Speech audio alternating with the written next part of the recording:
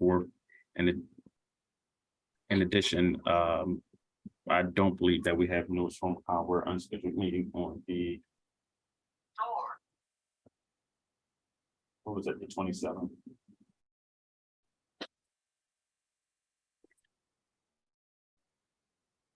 Just putting that out there.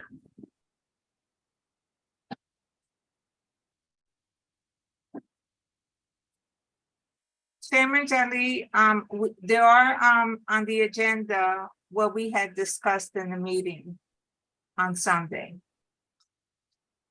Right. Yes. What I was just referring to is just the notes from what we discussed at our prior meetings. Oh, And okay. that's fine.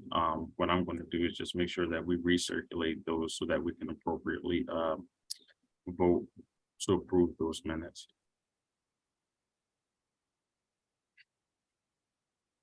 So we will likely, if everyone has not had an opportunity, as far as the commissioners hasn't had an opportunity to review them, then I don't think we should vote on them.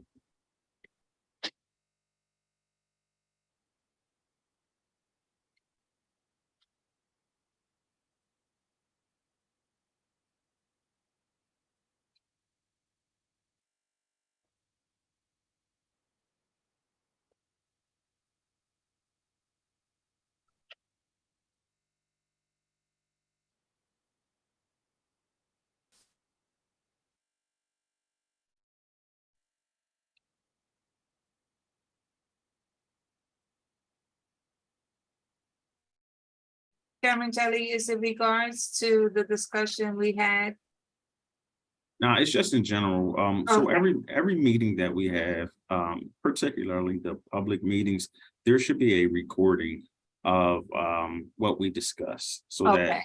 that for purposes of the longevity of the organization, we're able to look back, where the community actually, anyone can look back and say, okay, this is what was discussed, this is the business that was handled. So for instance, and I believe the unscheduled meeting that we had last week, there was a motion that was actually held and it actually carried. And so a year from now, I'm not going to be able to remember what the motion was. And that would be the point of the notes, to be able to look back and say, okay, this motion was actually held and it passed. These were the members that voted on it. This is how the vote carried. And so that's why particularly, because I'm not perfect, right? I'm not responsible for the notes, but I'm not perfect. And I know I don't always get it right. And so that's why I'm saying that I think that we all should have had the opportunity to review the notes before we review them. Before we approve them and move forward. Thank And you. so I'm not comfortable with moving forward with that process without the understanding that everyone has had a chance to review them. And I know that I have not received any notes for our unscheduled meeting. Thank you.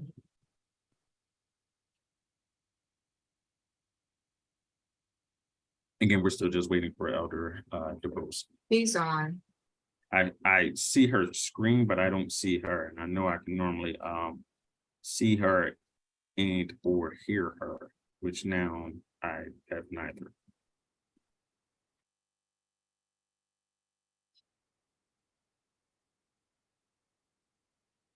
That's also important because once we do the call to order, if she's not able to communicate her presence, she could be marked as absent.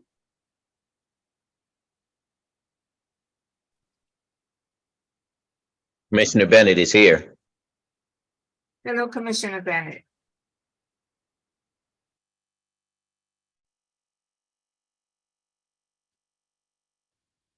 Hey, Commissioner Thomas.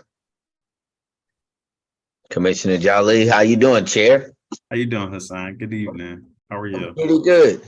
Commissioner Lerner, is that letter to me?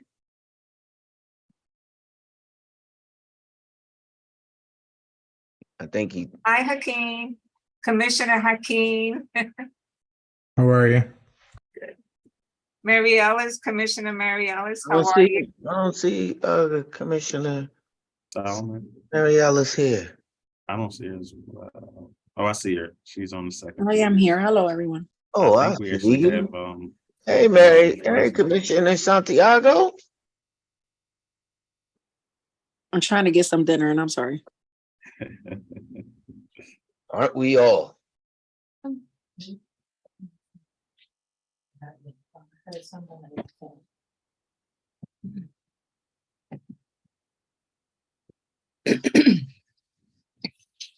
Hello, Commissioner Du Bois.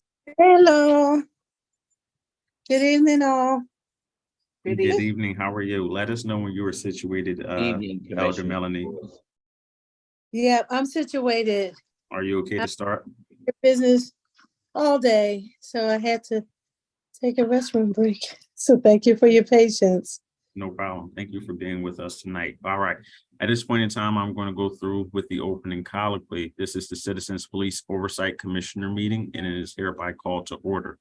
The time is now 6:09 p.m. My name is Jolly Hatchett. I am the chair of the Citizens Police Oversight Commission, and I will facilitate this meeting. This is a public meeting of the Citizens Police Oversight Commissioners that was properly advertised pursuant to the Pennsylvania Sunshine Act. At this time, I will ask that roll call be taken. I'll just do that myself. Jolly Hatchett, I am present. Afroja Hussein, Present. Benjamin Lerner,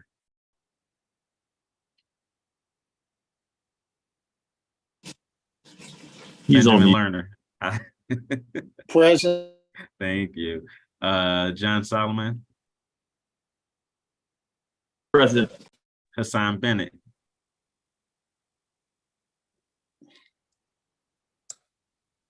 Hassan Bennett. You're on mute. Present. Thank you. Melanie DeBose, Present. Mariella Santiago, Present. present and getting dinner. I love it. Rosara Thomas, Present. Hakeem PA. Present. All commissioners are present. Thank you so much. I'm going to jump ahead for a second. And at this time, I'm just going to go ahead and give the community colloquy once we get to that point, when we open the floor up to comments, questions, or concerns from the community. You will have 3 minutes to address the commissioners. Any documents or communications that you might supplement your comment should be submitted to us as a commissioner or directly to me. If anyone needs my email, I will put that in the chat. I will keep the time and notify the board when 3 minutes have elapsed. We will do our best not to cut individuals off. We want everyone to have an opportunity to speak. But we also just have to be mindful of the time constraints and that if anyone else wants to speak. The commissioners may choose not to comment, question, or respond in any way to your public comment. All right. Thank you, everyone. Now, based on that, I don't believe, and this was something, I don't know if everyone was on, but I don't believe that all of the commissioners had an opportunity to review the notes from the April 4th meeting that we had. So with that, I'm not going to ask that we take a vote on it. I'm going to ask that we all have a chance to properly review that, to make any comments, corrections, or adjustments, and that we do it at the next available time that we meet in a public forum. There should also be notes from the meeting, the unscheduled meeting that we had last week, particularly because there was a motion that was actually raised and passed. So we want to make sure we have that. So we will not be able to vote on that tonight. Do any other commissioners have an issue with that? All right, not hearing anything, I'll move on. So the first portion of the agenda is the executive director report. Anthony, good evening, Anthony. I know you're on here, although I cannot see you on my screen right now. Good evening, Chair. Hi, Anthony. Is there an executive director report that you can move forward with? Yes, there is. I think, Talia, if we can share our screen. Thank you, Anthony. The floor is yours.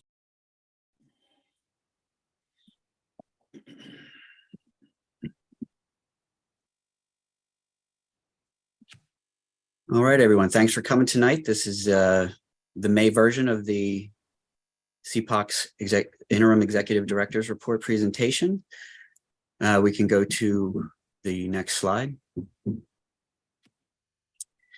This is our complaint data. So we have exactly 50 complaints that have been referred to internal affairs this year. The month of April was we had 13 complaints, and the complaint data, we lost it there. This is a cumulative breakdown of complaints referred to internal affairs in the year 2023, and you can see that that's by race and gender. And we can go to the next slide.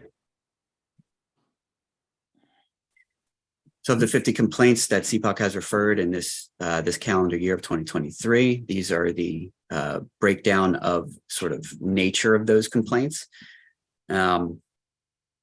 It should be noted that a single complaint can have multiple misconduct allegations in it. So if it might skew a little bit in terms of the actual numbers, but as you can see that there's 29% departmental violations, 15% unprofessional conduct, 6.8 physical abuse, 6.8 verbal abuse, lack of service. That's usually a big one at 20%. There's a bunch on there, but non-investigatory is 2.91. That usually means that it was declined. We can go to the next slide. This is a map that breaks down where complaints are coming from. As you can see, the different zip codes with the complaints year to date. This will also be available to anyone online in when we post this meeting. We can go to the next slide. This is our auditing and monitoring unit update. Some of this is going to be similar because a lot of the work is ongoing. Unit director and staff are working on a variety of projects, active complaint monitoring proposal. That's our monitoring tool that we're trying to work out to really sort of cap off the function of that unit. Completed a draft on the Police Board of Inquiry Report Part 2. We'll be submitting that to the commissioners to review shortly. This is the second part of our transformative reform efforts for the police disciplinary process. There are 2 body-worn camera projects. One is the body-worn camera compliance audit project, which is an audit of general compliance of PPD with body-worn camera regulations. And the other one is the procedural justice body-worn camera project, which is being done in conjunction with PPD and an academic from Connecticut. Another one is a court time, which is a review of how PPD addresses assignments to court relative to overtime and tracking officer time. Police Academy review is a review of the Police Academy training and the officer involved shootings. This is the working in conjunction with the Director of Investigations, really to try to get an understanding of PPD processes internally so we can better oversee them as an agency. Next slide, please. All right, so this is just general work product of auditors assigned, audits conducted by others in the unit. These are basically sort of self-checking to make sure that the tool is working across personnel. This is part of our stand-up. I mean, the unit has been functioning for a while now, but we're always looking to check to make sure that what we're doing is working and having the desired outcomes.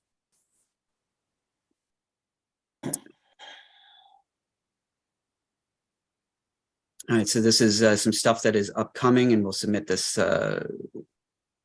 this stuff to the commissioners as well. The auditing and monitoring unit related to the procedural justice body-worn camera audit, submitting an application to present at NACOL later this year in November. The submission is for the whole research group, not just CPOC, includes PPD and our academic research partner at Central Connecticut State University. At that time, it is expected that the work will be completed, and it'll be presenting on the research, the process obstacles, and importance of interdisciplinary partnership. This idea has not been accepted by the NACOL team yet. And next. Our policy unit. This is our policy unit update. They're also participating in the body-worn camera procedural justice study and reviewing body-worn camera footage.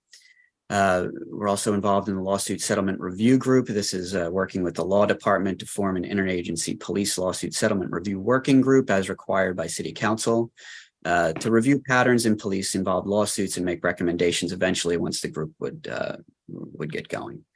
Our mediation program had a pause for a little while, but that is now over and it's been reinstated. We are actively receiving referrals as of a week or two ago. And hopefully we'll get our first mediation soon. That'll be a very exciting development. Policy unit is also developing content for the CPOC's blog and social media. And this is basically like informational stuff, trends in policing, oversight, as well as information that directly impacts city residents. Next slide, please. All right, these are a few projects that are in various stages of development. Police Academy observation project. That's I mean, a lot of these projects are also done involving multiple units in CPOC because it's, you know, policy works with audit and vice versa. Court notice is a policy analysis of processes for appearing in court, and how notices are distributed and how officers are dismissed. Arbitration reviews, which we are analyzing the outcomes of arbitration cases on the quality of both the investigations that are being presented, as well as the quality of the arbitrator's opinion. There's also a gun seizures project it's centered around transparency regarding PPD's process for seizing and returning lawfully owned and or carried firearms and returning them to their owners upon request. And NACOL presentation submissions that we previously mentioned. Next slide, please. These are some things the policy unit participated in. That's hosting a table with the outreach team, the Autism Inclusion Fair, attending the Interagency Civil Rights Task Force meeting hosted by Human Relations, use force review cases, assisting the audit unit in refining their auditing tool, and data recording instruments for outreach investigations and historic use force review board cases to enable compliance with the data reporting in legislation. Next, please. Investigations unit. Meeting with NACOL Executive Director Cameron McElhenney. This was basically just to get the ball rolling and create relationships and you know, start collaborating with similarly situated agencies in other places. We're starting work on internal standard operating procedures, job descriptions, and training curriculum for new investigators once that process eventually at some point in the future begins. Our investigative unit, there was an officer involved shooting incident a little while ago. Our director of investigations met with the OISI team and went through evidence and received updates on an initial report, what transpired during the investigation. That was updated to the commissioners via email when it actually happened. And following up with that unit to make sure that that CPOC knew what was going on in real time. This has really been a pretty remarkable relationship development endeavor where CPOC and the officer involved shooting team are finding ways to work together, establishing trust for incidents in the future. And this is actually a fairly big steps moving forward. Next slide. I have a question on that. Sure. I understand this is open and ongoing investigation. There's probably a shooting investigation as well as a criminal investigation, but to the extent that there's any additional information that could be shared with the people in the town hall tonight, could either you or Jameson share whatever you can? Like I know from news reports, there's something about a barricade. This is in reference to the barricade, right?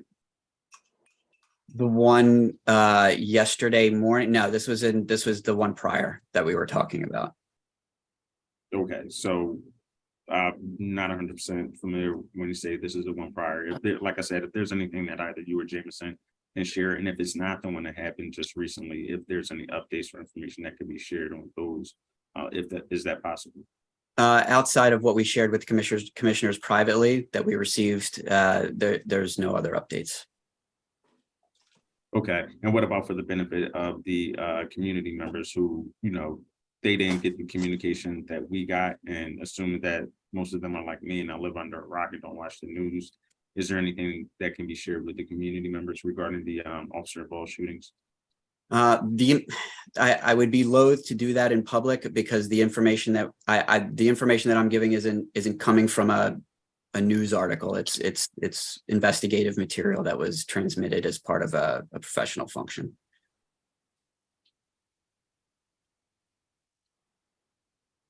Okay, thank you. And I know you said it's it sounds like it's fairly minor steps in terms of being able to have that communication back and forth. And it may have implications. What kind of implications do you see, good or bad? And it seems like they're mainly good. I mean, I'm sorry. Could you say that again? I apologize. No, it may be me. I'm summarizing, but one of the things I took from when you were reporting on this is that the communication and partnership between CPOC and Philly, particularly the officer involved shooting team, has been developing to a really good and has good implications as a relationship. If you could just share some of what can be expected to come from that relationship that maybe did not exist before. Sure. Okay, so now with the increased capacity and a new director of investigations, what we have is a greater ability to respond in real time, learn in real time, and establish sort of protocols for functioning. So what CPOC is going to look like investigatively in the future is still kind of remains to be seen. But establishing these relationships and it really means that CPOC is now is begun to become a partner in the investigative process and is going to have more information in real time.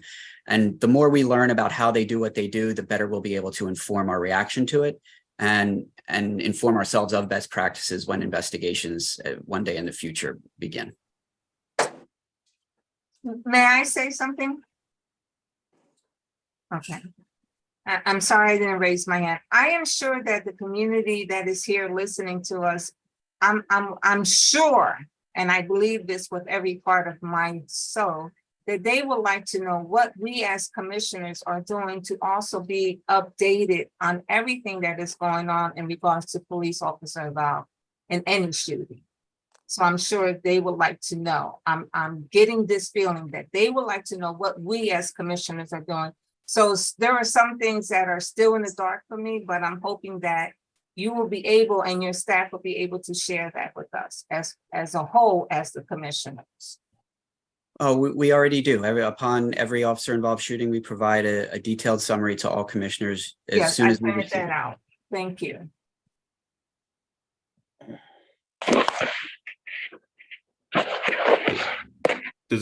Whoever is Martha, if you could mute, I don't know if I have the ability. If you can mute, we just hear a lot of feedback coming from whomever is Martha. I'm sorry, Rosaura, I don't know if that was the end of your questioning. Yes, it is. Thank you, Okay. Chairman Hassan. Delhi. All right, thank you, Anthony. You may proceed. We can have the next slide.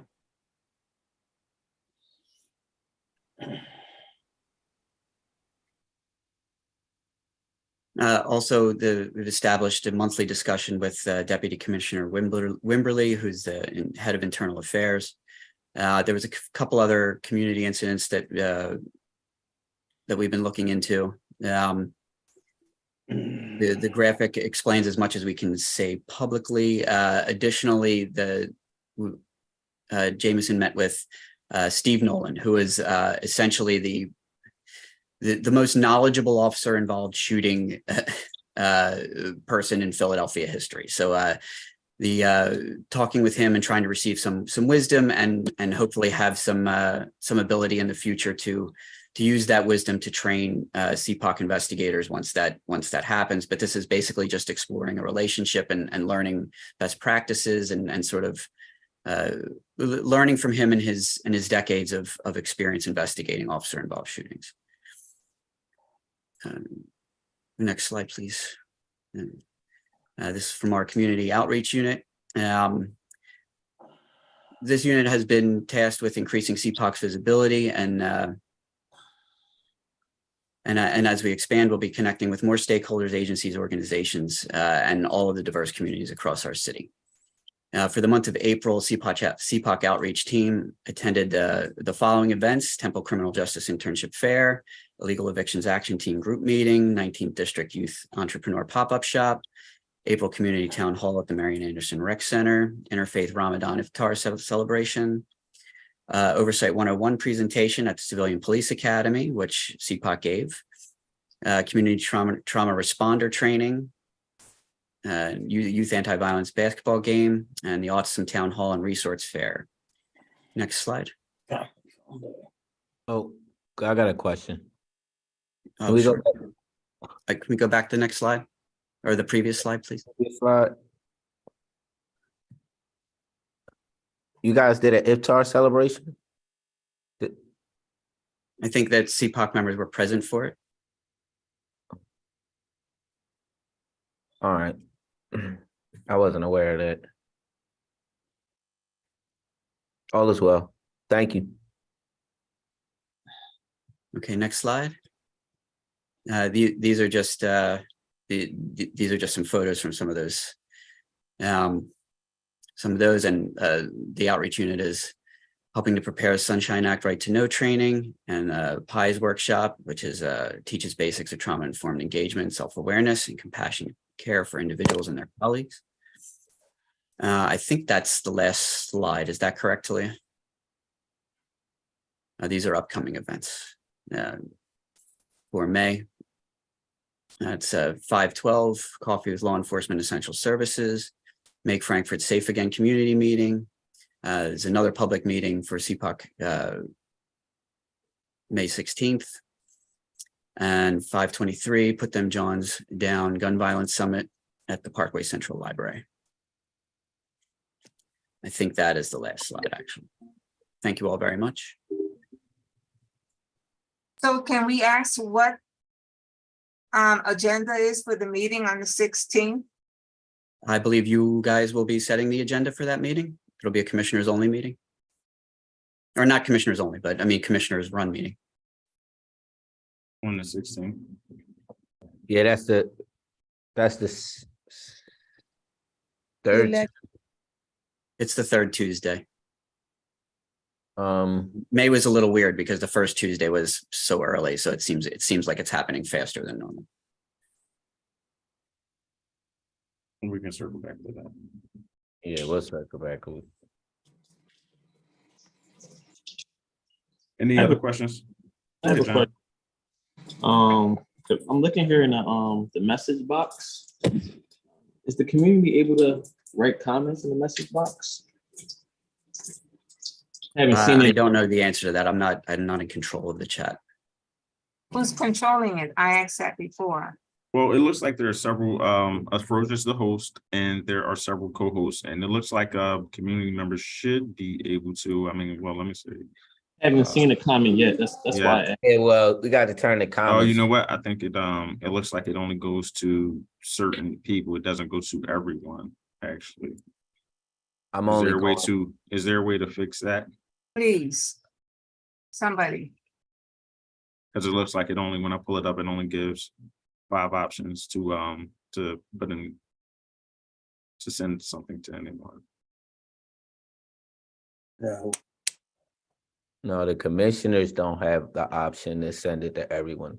No, No, I'm saying it looks like there are only 5 options. You either can send You're something only- to Afrosia, only- Anthony, Josh, Julian, or Talia. Is yeah, there a way to fix that? please.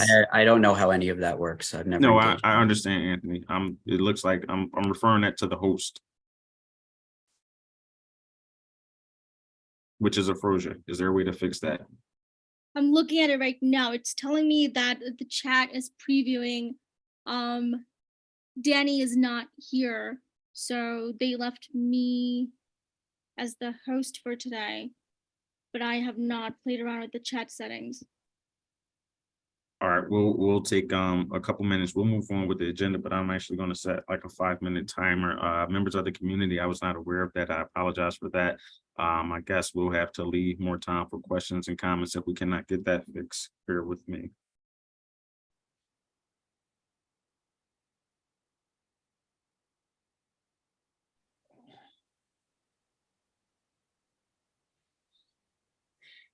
I see people are making the co-hosts are saying, "Can everyone see it?" That's not the issue. You guys are able to send messages that we can see. The community can't send messages that we all can see.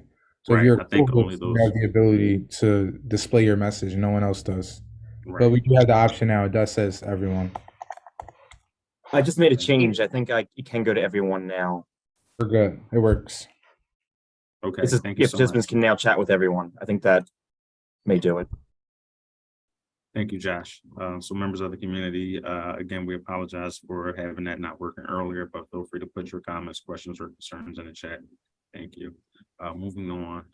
I'm sorry, were there no other questions as related to the executive director report? All right, not hearing anything or seeing any hands at this point.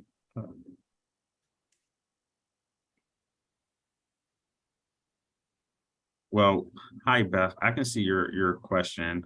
What I'll ask is, because I want to be able to make sure we can get through the agenda succinctly, and then, we'll leave as much time as humanly possible to be able to address those things. I hope that is okay with you. We have a whole portion where we'll go through any community comments. So I'll make sure that we circle back. Someone remind me to circle back to Beth first, Beth Walker.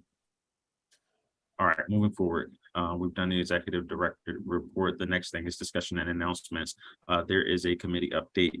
We actually met, if I want to jump ahead for a second, I want to go to number 2 where it says meeting compensation. I don't want to discuss compensation, but I just want to put on the record, whatever record there may be, is that I have 4 meetings this month where commissioners were present, but I actually think that's 5 because I did not account for the meeting at, I think it was Chew Playground or something like that, Rec Center. Elder Melanie, you were there. Where was the location? No, I don't know which one you're referring It was a to. public meeting that you went to. Rosario was there, Hassan was there. Is that, Then, It was in Mary? South Philly, right? Philly, that was yes. South Philly, yes. Do either one of you remember the date? It was last Tuesday. April 27th. What? Thank you. April 27th? No. I don't think that's, yeah. I Oh, don't well, think then it that's was correct. April And 18th. Hassan was there also. It was April 18th? April 18th. I'm sorry. Okay. That's right. All right. At So Marion Anderson Recreational Center. That's Mary correct. Anderson, not you. All right, thank you for that, Hassan. What I'm gonna just put on the proverbial record is that there were several meetings this month where commissioners were present. There was our Yes. general meeting on April the 4th. I would have to refer to the meeting notes to see who all was present, but I believe that all commissioners were present. There was an executive director meeting on April the 14th. Myself, Commissioner Lerner, Commissioner Bennett, and Commissioner DeBose, we met via telephone that day and discussed the ED process. The next meeting was on April the 18th at Marion Anderson. Commissioner DeBois, Commissioner Thomas, as well as Commissioner Bennett were present at that meeting. The following meeting was on April the 27th. That was an unscheduled meeting. All commissioners were present at that meeting. There was a meeting, executive session meeting held on April the 30th. And yes, if there's anyone with the calendar right in front of them, that was this past Sunday. Yep. We actually met at length where all commissioners, with the exception of Afroja Hussein, were present. Just wanted to put that on for the record, so that when it comes back to having to handle business in connection with those meetings later. Now, going back up, one of the things that we did discuss in our executive session were committee updates. I don't know if I overlooked the email or if I just don't have it, but in terms of what we decided on who was actually going to be on which committees. We previously voted on 4 committees and one we have changed or adapted based on our conversation. So what I have, fellow commissioners, we have an HR and training committee. Excuse me. We have an HR and training committee, a finance/budget committee, community outreach committee, and communications committee. And I know, Hassan, I did see an email from you. The only thing that I think we are missing, outreach policy. We came up with a policy committee, correct, everyone, commissioners? Yes. Okay, so now we have to add that policy committee. Any other commissioners want to weigh in on, did I get all of that Oh, I also see investigation and prosecution.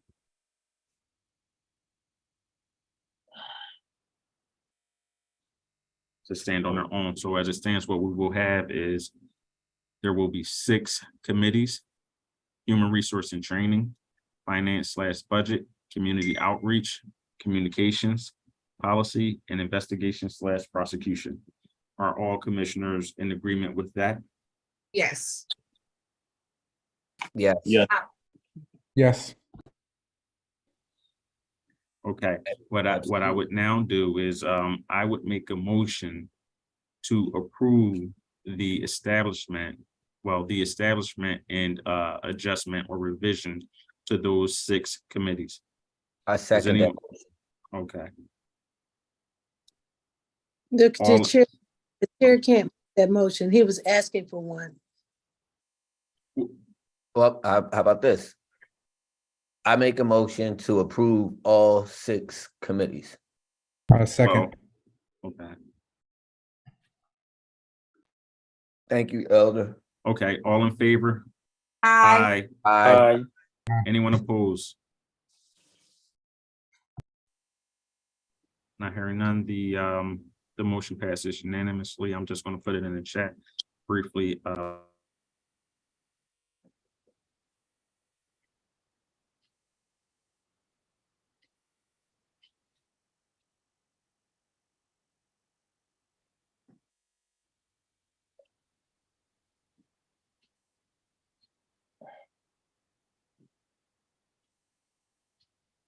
To all the fellow commissioners, while I'm putting this in the chat, you know, we're hiring for a secretary.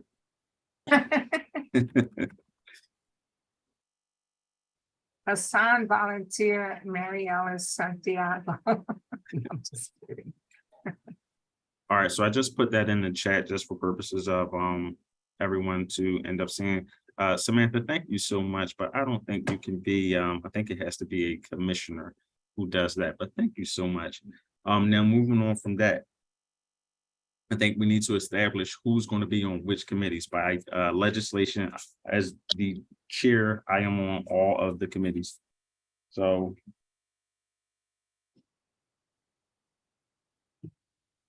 And I know we went through this at length. Does anyone have the notes? I forwarded the email have to the you. note. Ben. Yes. You forwarded that, Mary Ellis? Yes, she did. Maybe that's why I was looking for a sign. Told you she good, y'all. Yes, she is. Oh, thank you, Mary Ellis. All right, and I'm just going to read it out loud. We'll formalize it at a later date. The HR committee currently consists of Jolly Hatchett and Benjamin Lerner. Finance/budget committee consists of Elder DeBose, Hakeem PA, Hassan Bennett. Community outreach committee consists of Mariella Santiago, Rosora Thomas, Hassan Bennett, and John Solomon. The communications committee consists of Mary Ellis, Elder DeBose, and Hassan. I don't see anything under training. I don't see anything under policy or investigations, but we can, amongst ourselves, we can discuss that and circle back. If I got that wrong, any commissioner, let me know now before we move forward. We did establish that we had collapsed HR and training, at which time I offered myself for a training committee. We also talked about the policy committee consisting of everyone. Yes. We collectively need to shape policy, and that's all I recall. I don't have the last one in my mind. All right, thank you for that. And I'm making Investigation. Yeah. Okay, thank you for that, everyone. The next order of business is general counsel selection. I know previously in our last unscheduled meeting, it was put out there that a general counsel was actually selected and was given a start date, which is great, except for the fact that I don't know if that was formally brought to the commission in a public forum and voted on. No, it wasn't. We, as one of the commissioners that was there for the interviews, We gave her, and it was 2 female candidates, a score. So, it was not, addressed to the rest of the commissioners, but the ones that were there was myself, John, Mary Ellis, and Froza. And, No, that I understand. What I'm saying though is in order for it to be official, based on the legislation, you all have to provide us your recommendation. And I then agree. we say, okay, based on your recommendation, we vote yay or nay.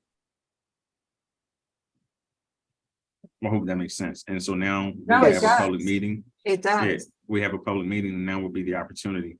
Because otherwise, if someone is actually supposed to start, it wouldn't be in accordance with policy and procedure. Exactly.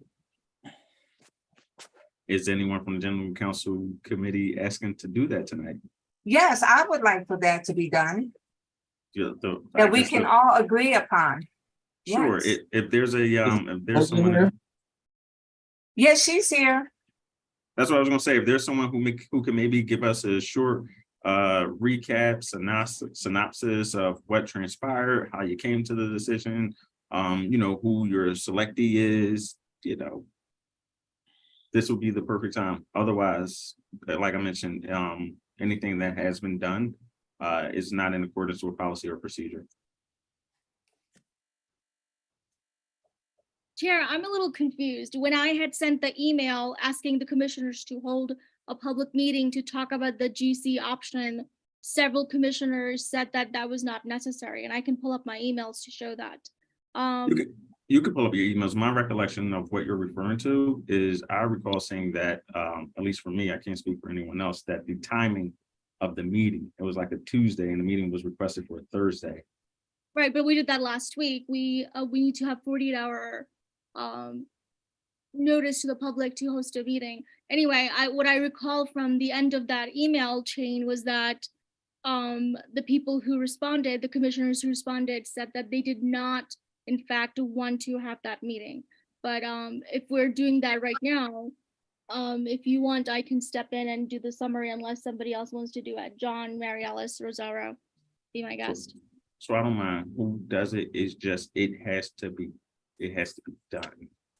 And if, again, if any commissioner Understood. No, disagrees, I understand that, and I don't think anybody on our committee disagreed with that. I'm just confused about the timing. But does somebody else want to step in from that committee, or do you want me to proceed?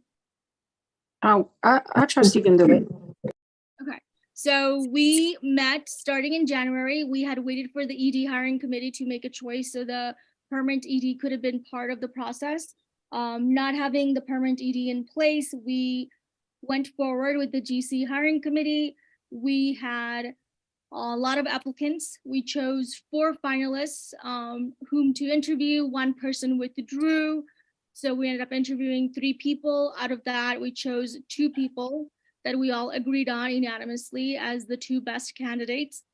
And the candidate then we did a second round of interviews with, we all again agreed unanimously, was our pick.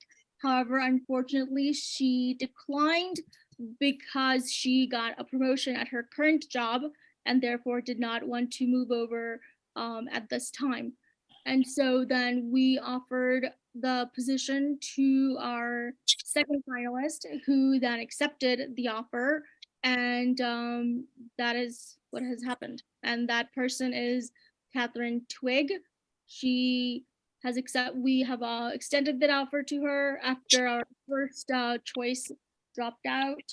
And she has so far accepted the offer, and the paperwork has not yet started. She will be able to start sometime at the end of this month when all of that is done, and the city has contacted her through their HR.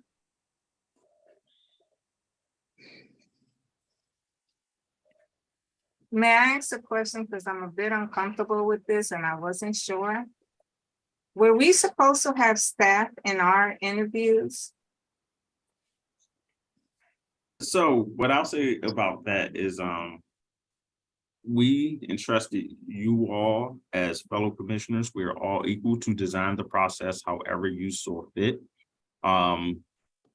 What I can say is the way the executive director committee decided to handle our search, we wanted to be completely autonomous and pretty much be in a silo. So that we had, I don't call it, I'll say outside forces. I'll put it like that. So you all, as fellow commissioners with equal power and standing and footing, if could have designed the process however you wanted it.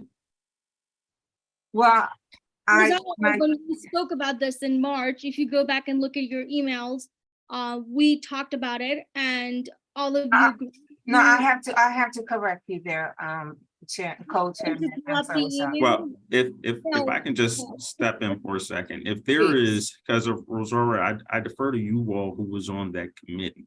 So if there's anything that needs to be resolved prior to, because two things still had to happen. If there are any commissioners who have comments or questions on the nomination, I would certainly love any commissioners to be able to weigh in.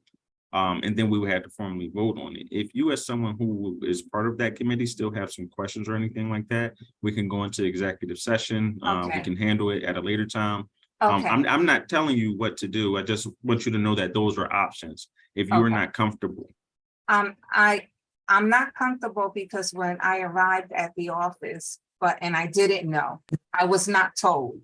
But we can discuss it in an executive meeting. Can I have some clarity? John, I'm sorry, I didn't hear you. It's John. Can I add some clarity to the conversation? And this is not to go against anything anybody said, but just want to be clear. The first round interviews consisted of just the commissioners only. And I know Commissioner Rosario has her own preference, and pretty sure Afroza has her own preference. And we have the powers to have our own preference in our vetting process. But the first round interviews was done by commissioners only. Very clear on that. The second round interviews, there were staff present. That's just something I wanted to clarify, whether people had a preference in having them present or not. So that's all I had to say about that. Everything else we can kind of discuss when we see it fit. And I also want to chime in and say that I didn't, I don't know that that's something we discussed at all, someone being uncomfortable or not agreeing with the process, but kind of just piggybacking on what John said.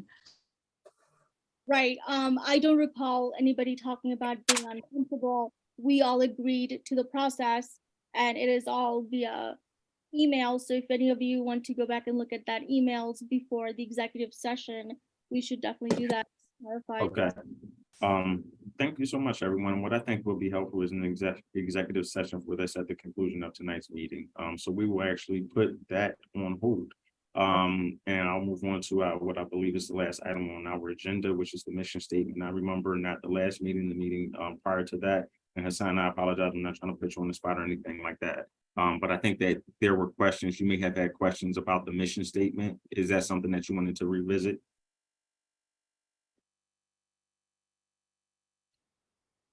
You're on mute. Still on mute. We had questions about the mission statement. We were presented with a mission statement a couple weeks back. I'm unsure, but we was presented with a mission statement before the day to correct it. I think Anthony could tell better now. Is that the mission statement we're going with?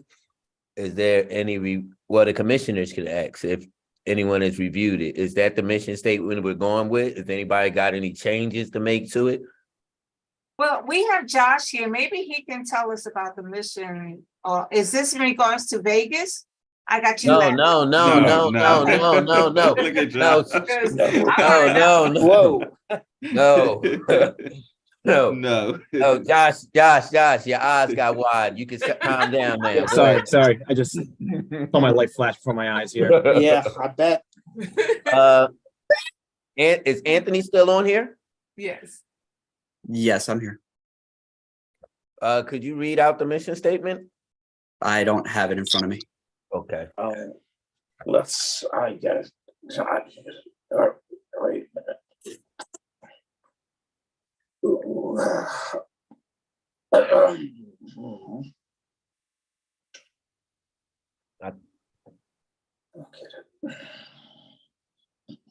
You have your email next to you? I get it. Then you got it? I do, but I'm very slow on, Take your time, because I'm trying to pull it up as well. I guess so. Tag, whoever gets to it first. Hans has it? Hans Meadows has it? Hans I Meadows do. is in the I chat. have it here. I got it right here. Who? Hey, all. Meadows is in the how are chat. you? Oh. Doing great. This is a wonderful meeting. I got to say, I feel like I stepped into a time machine. When I was at the PAC, you know, we couldn't get accomplished about a quarter of the things that the staff is doing. We only dream to do most of this stuff. So I'm really excited to be here. I'm sorry I don't come to more meetings. One of my roommates here is the reason why I don't come to these meetings. So apologies for that. But I have the mission, which is what you wanted from me. So I have the mission of the Citizens Police Oversight Commission, CPOC, is to serve the community by helping to improve the relationship between the police and the community. Through our work, we, bullet 1, analyze the policies, practices, and customs of the Philadelphia Police Department. Bullet 2, review the police department policies and procedures. And bullet 3, hold public meetings to discuss issues around police matters. I'm not sure if this is all the mission, but it's all under the mission, so I'll keep reading. We provide recommendations on how to improve the police department with the mayor, city managing director, and police commissioner, and the CPOC is a member of NACOL. And I think that's out of the mission now.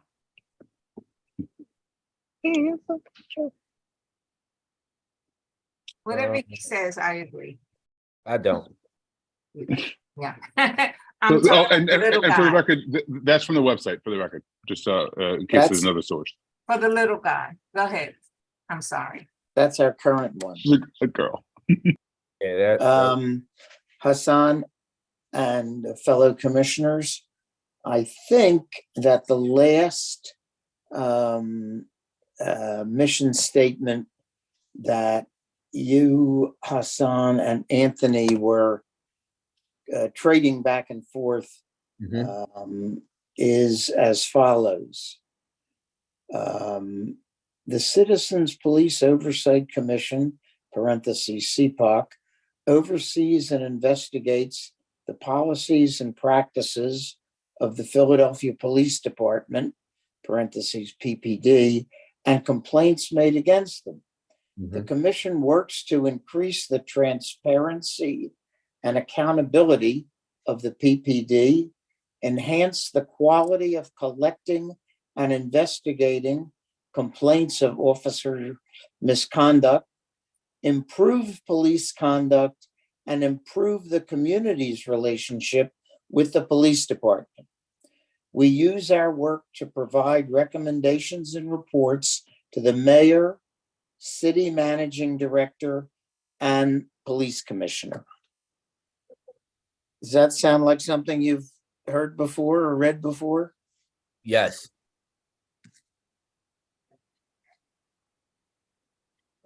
So now I think the issue becomes in terms of juxtaposing what the current statement is versus what the proposed statement is. And we don't have to make a decision tonight, because I would want all commissioners to be comfortable if we make a decision on something that's collectively going to be forward facing for the entire body of the commission. But is this something that we want to have further discussion on, or all our commissioners okay with moving forward with the decision? Chairman, if I may interject, the issue on the table was not merely the difference in what had been revised and what remained on the website. The issue at hand was the response to the question, which was a public question, was why there were two different mission statements. And the answer was given by Danny that the city required that the language of the mission 6th grade level. be more elementary than it was. So I don't know which one gets final approval, but as a body, as an executive body, we have not combed through this mission statement to determine what would best reflect our mission and what meets what was referred to as the 6th grade standard of understanding. Thank you for that. I think that based on that, we, especially now when we have, whether it be the policy committee or one of the other committees, we can work on that collectively as commissioners to be able to come up with something. And I would like to see if we can get that done by the next time we meet, which I don't think it's going to be the 16th.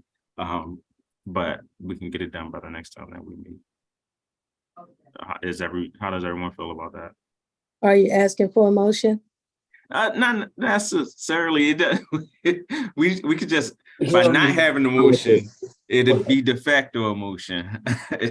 But no, in all seriousness, yes, how does everyone want to proceed with this? Because this is the second time that it has come up. However, it is of such great importance that it's worthy of these continued conversations. So, commissioners. I personally think that it would be good for the appropriate committee to see these two statements side by side with the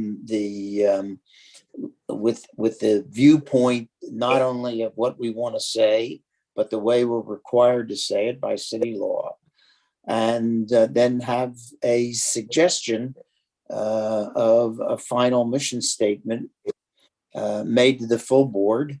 I think all of us probably would like to see the two statements side by side.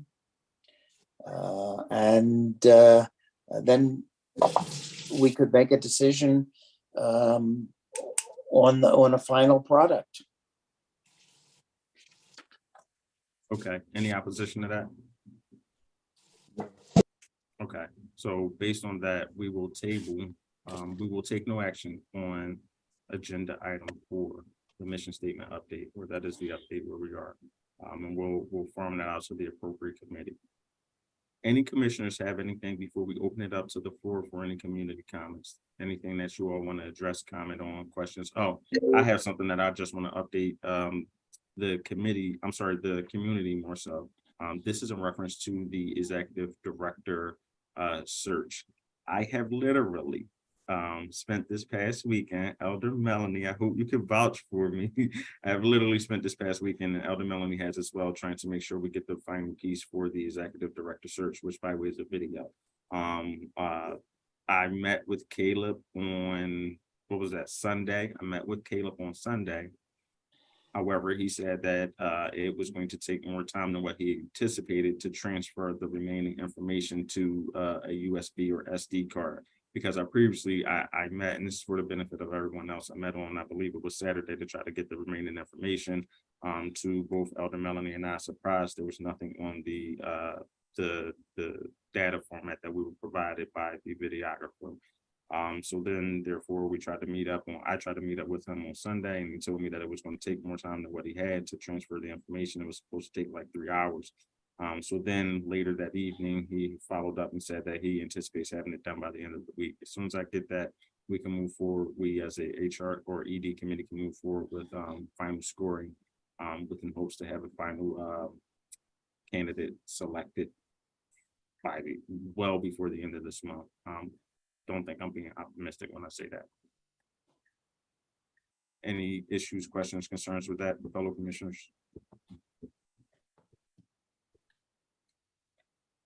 Thank you. That concludes the formal portion of our agenda. And if there's nothing from the commissioners, we'll open it up for community comments.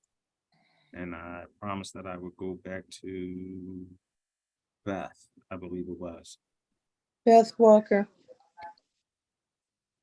Hi, Beth. If you want to make a comment, have a question or concern, you can feel free to join us if you are still here. All right, I don't know if Beth is still here. I'll read her. I'll just read what was put in the chat. I have a question. What is the subject of the research project being worked on jointly with the PPD and the research partner that you are seeking to present? I apologize. I stepped away from my phone. Hi, Beth. I was Yeah, I reading just your had a question concerning what the subject matter is of the presentation that you've applied to the National Institute for present with the PPD and the researcher.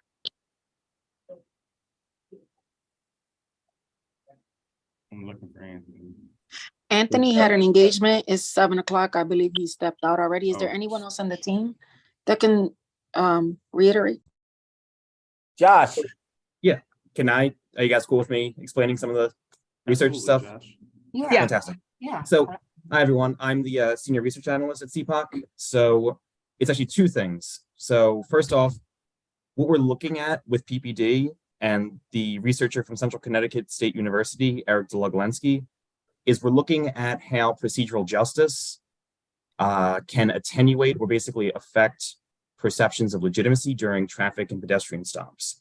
So what we're doing is we are looking at body-worn camera footage from a random sample that I poll every month. And we're looking at measures of transparency, trustworthy motives, giving voice and dignity and respect. And we're coding that, followed up by another group that comes through and basically gives their perceptions of how they view the stop in terms of favorability, in terms of, basically the processes that are going on. And the reason for this is because we're moving beyond a lot of the focus around traffic and pedestrian stops has been mostly on the count or the number, is it going up, is it going down, when a lot of the focus we think should be shifting towards the content of those stops and how basically what the officers are doing. And this is pretty interesting because PPD is kind of eager to get our thoughts on this. And not just that, but it also gives us a tool that can start to monitor going forward. So we can have almost like a tripwire.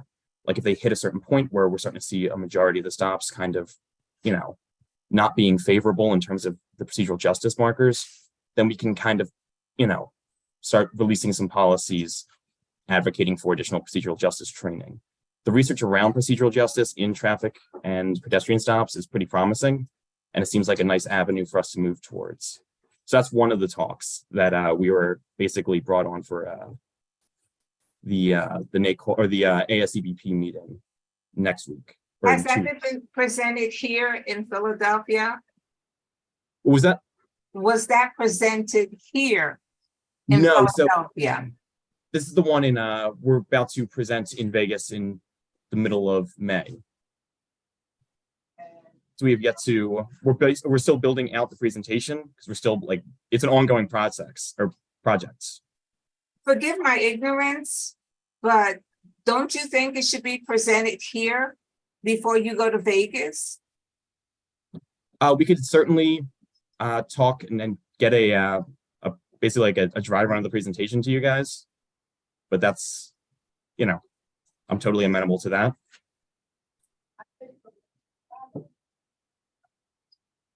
I mean, I would like to see it. I think that's great. And Josh, I'm going to try to just do you a favor and don't commit to anything right now. I think Right. Josh Sorry. will definitely circle back with everyone. Right. I'm not going anywhere. Otherwise, we'll be here next month. We'll be seeing Josh. No, but no, I hope that explanation by Josh was helpful, Beth. Can And I there's ask also- a question about that? Sure. About Josh, the part that I think this sounds to me like just a fantastic project and a really important one, but I didn't fully understand, I think, the part where you were explaining, if I understood what you were explaining, you've analyzed this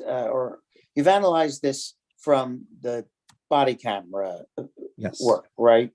So that people can see this is actually how this stop went down.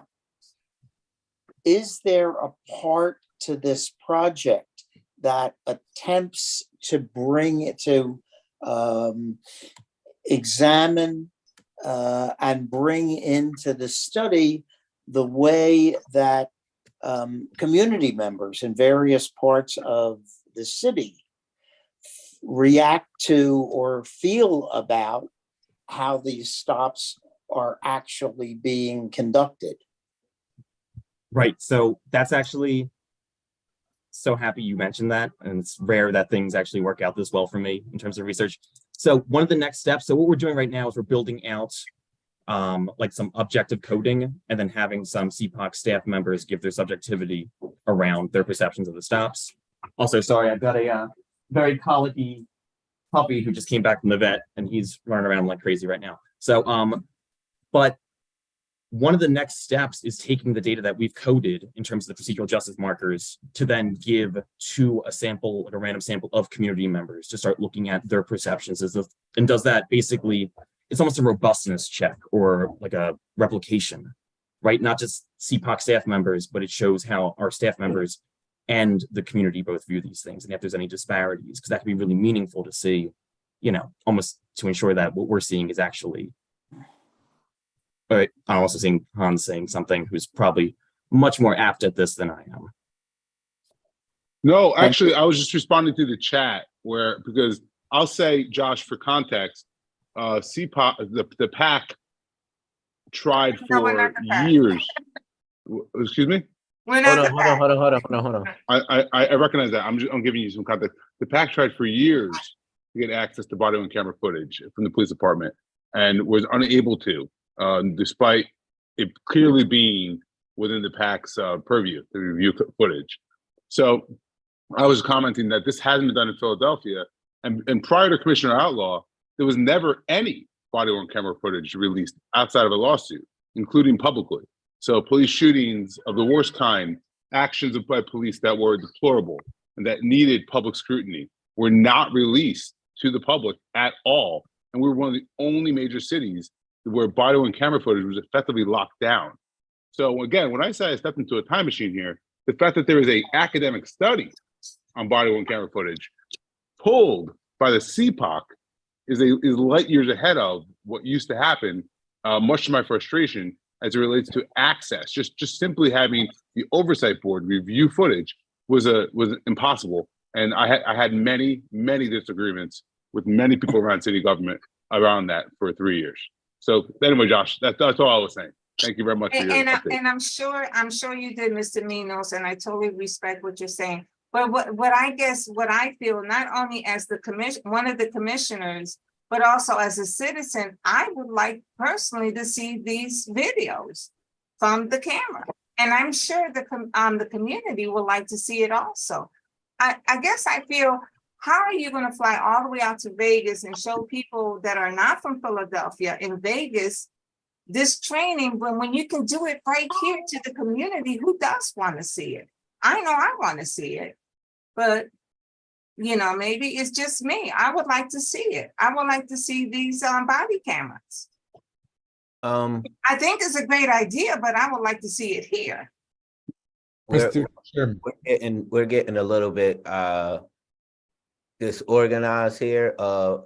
Hans, I appreciate you for attending the meeting. I was surprised when you joined. I definitely would like to speak with you after the meeting sometime, if that's okay with you. But as Yali said in the beginning, we have allotted each speaker 3 minutes, and I just ask you to raise your hand so we can continue with the meeting in an orderly fashion. And if you have something you need to say, or anybody has a question for Hans, maybe you can refer it to him. But an interest for the community that waited and submitted their questions, we would like to reach them.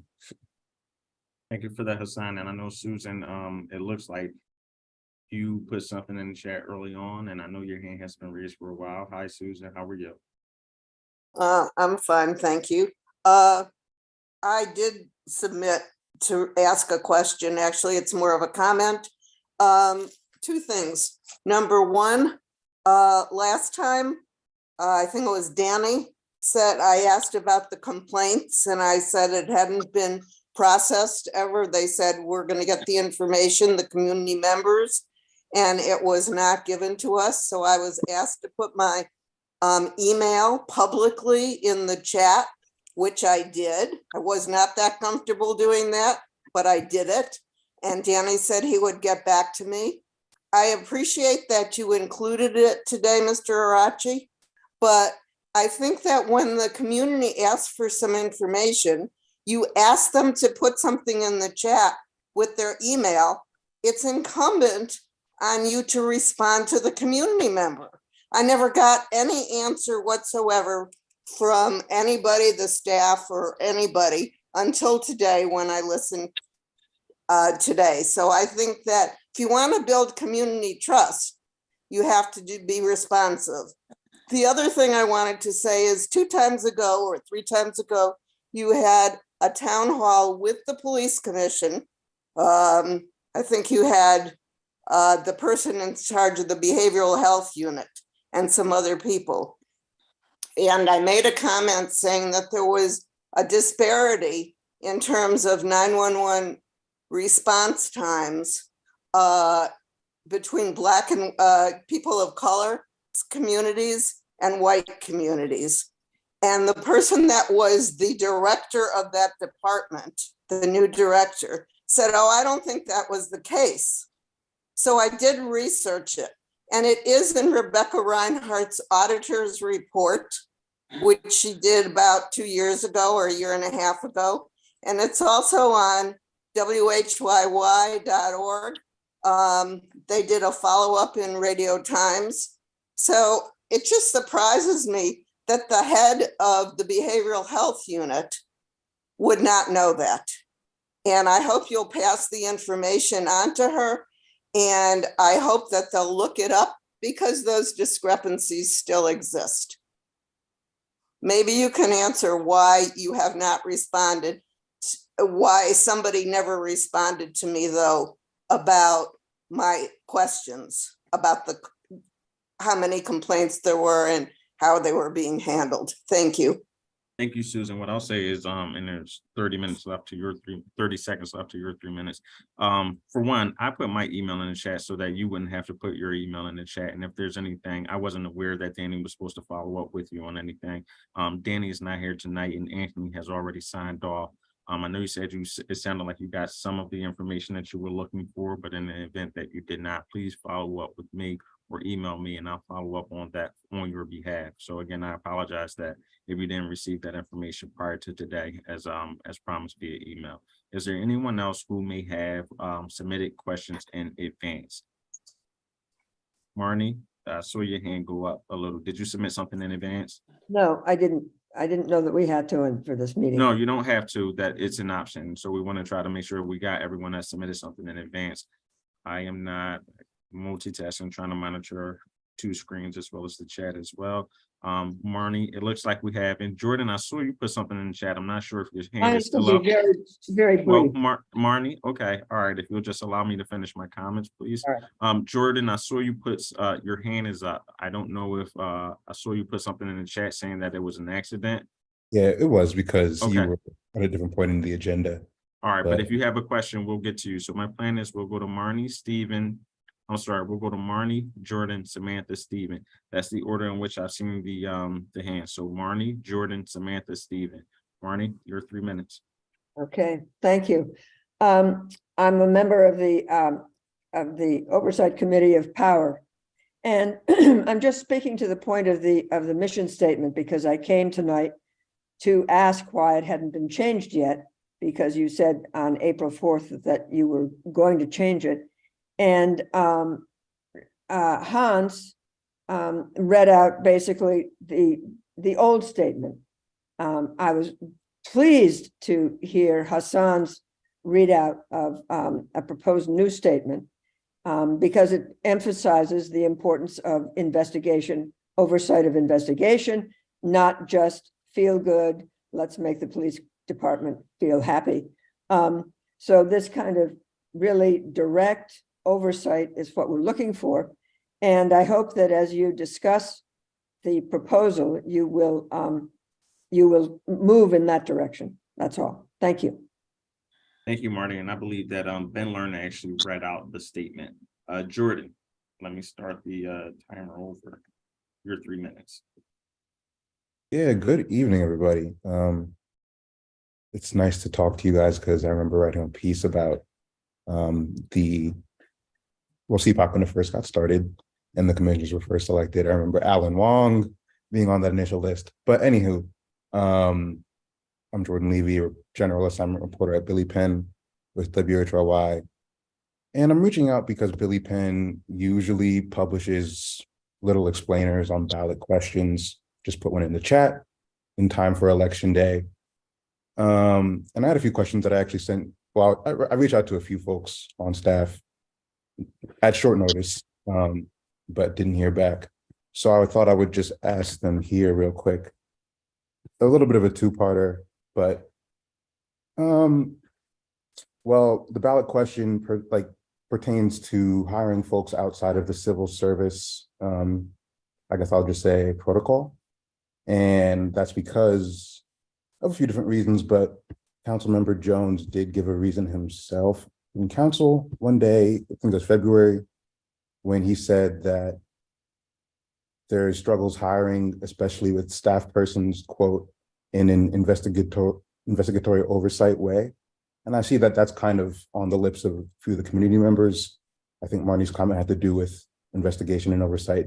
Seems like a bit of the crux of the issue in terms of the mission statement a bit. I'm just curious to know what positions are sort of the struggle when it comes to hiring within the civil service protocol.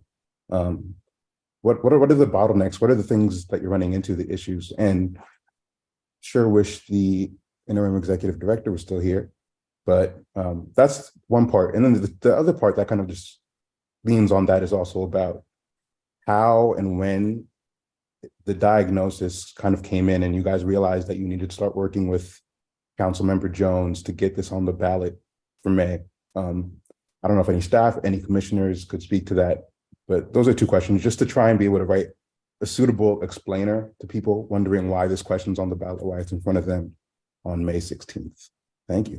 Jordan, thank you for that question. If you are soliciting an answer in order to write an explainer on an article, I would invite you to maybe reach out to Councilman Jones, honestly, for what his explanation would be. As you already stated, that was an initiative that was spearheaded by Councilman Jones. I can tell you what I think or what I extrapolated from what I have read and heard regarding it, but I don't know if that would be suitable for publishing. So thank you so much for your comments. Gotcha. We'll next You go think to anyone on staff would also be qualified to talk about that? Or is that simply a question for Councilmember Jones? I think Elder Du Bois, Commissioner Du Bois might be able to fill you in on some things if possible. Well, Commissioner Du Bois, is that something you want to tackle that may be subject to publishing? I don't think that I would share anything that would be subject to publishing, but the process where there was a little bit of confusion in hiring the positions that the commissioners were tasked to hire, we found that that process was lengthy and arduous because of the civil service criteria. But some of the lower positions that the staff has been able to hire was able to do that more expeditiously. So we were just trying to ask about balance to the process.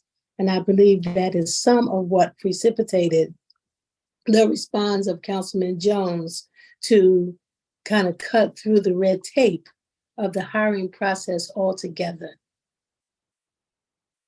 All righty.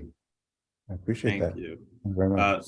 Samantha and then Stephen, and we will close it out. Good evening, thank you. I did put in the link of a few federal, state, and private grants that are available for these type of studies, as opposed to taking the money from the taxpayers to do this. I think that would be a more responsible and prudent approach if these studies are going to continue.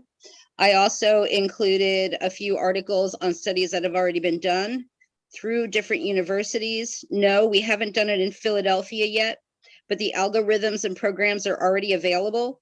So I think it's redundant to come up with a new algorithm and a new program that's specific only to one city when they plan on sharing it with other cities and states. Building an algorithm and a program is very expensive, and nobody that I've seen on that team has any type of really good IT experience. So that means that we're going to have to bring in more people and pay more money to actually get these computer programs up and running. So I think it's fiscally irresponsible at this point in conjecture to do this.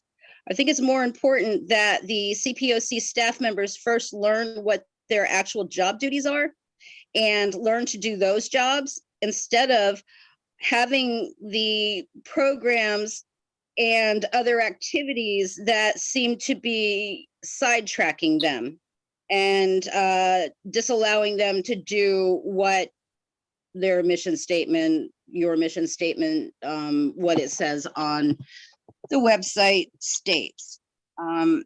It's important that the community believes that CPOC is actually working for the community as opposed to just pushing their own agendas, in my opinion. Also, on the CPOC website, it says more about rules on who can bring a recording device or a camera into an open meeting and how we have to announce ourselves, gives our names, tell them what device we're using. All of this violates the open meeting rule. So please read that. And then also I did a test with my telephone and opened up another Facebook page to see if people are being blocked. I sent you guys the video of me trying to open up the CPOC website with my telephone Facebook page. And again, I had been blocked within 24 hours. I find that egregious. Thank you. Thank you for your comments. First, I want to ask, how do you pronounce your first name? Because I don't know if I'm pronouncing it correctly. It's Samanka, but most people just call me Sam. So please just call me Sam. It's less of a tongue twister and I'm not offended by the name. Okay, thank you, Sam. Thank you for your comments. That is the 3 minutes. That's the 3 minutes. Thank you, Sam. Does any commissioner want to weigh in or give feedback? All right, thank you. What I'll also say, I'll put it in the chat, and I just ask that we certainly encourage open dialogue back and forth between all community members. We just don't want to be put in a situation where anyone feels like they're being treated in any less of a way. We don't want anyone to feel like they're being treated with less respect than what they expect or deserve, especially coming to a forum like this. The last comment for the night is going to be Stephen. Thanks, Mr. Chairman. Can you hear me? Yes, we can. Yeah, Thank you. great. I'm concerned that CPOC's recent town hall explainer on the PPD's new behavioral health unit actually undermines CPOC's mission of oversight and accountability. While it was an informative status report in some ways, it really had no independent analysis of the information provided by the PPD and no hint that there are alternative approaches possible and in fact desirable when people are in mental health crisis. As a member of the police accountability team at Power Live Free and also of the Treatment Not Trauma Coalition, this is very important to me. And I'm looking for a recognition by CPOC that there are opportunities here to do a lot better in terms of treating people in behavioral health crisis in an emergency situation. The town hall felt like there was almost a blanket endorsement of the structure and functions of the behavioral health unit, when in fact, this is contested terrain in Philadelphia. With communities calling for non-police responses for people in behavioral health crisis. Cities across the country are taking this lead. In short, we need less cheerleading from CPOC and more independent analysis of the PPD and innovative policy recommendations that will lead to greater public safety for all Philadelphians. Thanks. Stephen, thank you so much for those impassioned remarks. One thing that I would say, and I'll certainly welcome any other commissioners to weigh in, but I think when I say this, I speak on behalf of all of the commissioners. And one thing that you said was independent analysis. I think all of our goal is to make sure that we have an independent analysis and not to be pro-police, but also not to be anti-police. We just want to be more independent. Hassan, go ahead. You wanted to weigh in? No, I didn't want to weigh in. Oh, I thought I saw a hand. Is there any other commissioner that wants to weigh in on that issue? Otherwise, that would be the last community comment for the evening. Or any other commissioner want to address anything before we adjourn to executive? I do want to, but I don't want to, I've got to choose my words wisely, and especially with the mission. I think Ms. Gail one. I'm sorry. That's okay. I know for a fact that each and every one of the commissioners want to do everything they can, not only for their district, but for each district to bring transparency and accountability for our communities. Not my community, but for all communities. Mental health is a serious matter here in Philadelphia. So we are definitely, and I must emphasize on this, there are training that we have not gotten yet, but I'm looking forward to it. And I guess this is why I emphasize so much about the body camera, because I want to be trained on that also. So I look forward to be able, and as I told our councilman here, don't give up on us, because we're really trying to do everything we can to help our communities, everything. And to try to work with the police department. But we know that there is a tug of war there that they will not agree with us. But thank you. Thank you so much. Hakeem, did you want to close out with a comment? Yeah, I'll close. I did want to mention, because we didn't address it, but there was a comment about individuals being blocked from our social media platforms. Oh, mute your microphone. As I was saying, there was a comment about members being blocked from our social media platform. So we did communicate with the staff to get everyone unblocked. I know the staff did show proof that everyone was unblocked, correct? I did want to mention that. As far as making sure everyone can see all our social media platforms, that was resolved via email. And I know they mentioned as well that if someone couldn't see it, there could be a possibility that it was through the actual platform, as far as shadow blocking with like Facebook or Instagram, or there's some internal policy with that platform that will allow someone still not to be able to see the content that we post still. So I did want to bring that up. Thank you, Hakeem. Can someone move to? Hold on, I raised the motion. Okay, go ahead, Hassan. I'm sorry. I raised the motion that all CPOC spending over $2,000 come before a quorum before it proceeds. I second the motion.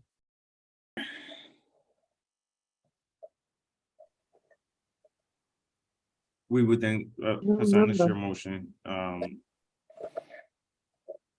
You want to facilitate it? Because we would then have to go to who all approves of it, who's in favor, and who's not in favor of it. Who's not in favor? I'm not in favor.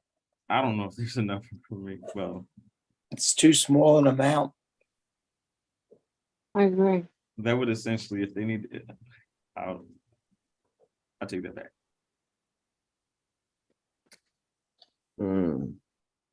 I think this is something that we have a budget committee now. I think this is an area where we do need to have to set some policy. But I'd like a budget committee report that's actually studied more of the items and the cost of individual items to bring back a motion like this with more information, which I think would help us to set a reasonable line for expenditures that need prior approval by the commissioner, and those that are within the ought to be within the discretion of the whoever winds up being the executive director and the other high staff people. I think just to pick a number out of the air, it takes what is basically a good idea, but doesn't really provide us with the work that needs to be done for us to make an intelligent judgment about where that line ought to be. One of the So- questions I had, I'm sorry, go ahead, son. I didn't pull the number out the air, but what I will do is I'll pull this motion and I'll have the discussion in executive session about why I said 2,000, and we can decide whether we want to go with 2,000, we want to raise it, lower it, whatever way we decide to move on to further this motion, we can. But I will pull this motion for that reason, and then we could discuss it further. The motion haven't been rescinded. Does anyone motion to move into executive session? I'm sorry, I didn't hear what you just said. I said, I with Hassan's motion to motion, move to executive session. and just for anyone that did not hear, commissioners, I said with Hassan's motion being rescinded, is there anyone that can move us to go into executive session or motion for us to go into executive session? I second, Amanda, we go into executive session. Thank you, everyone. Good night.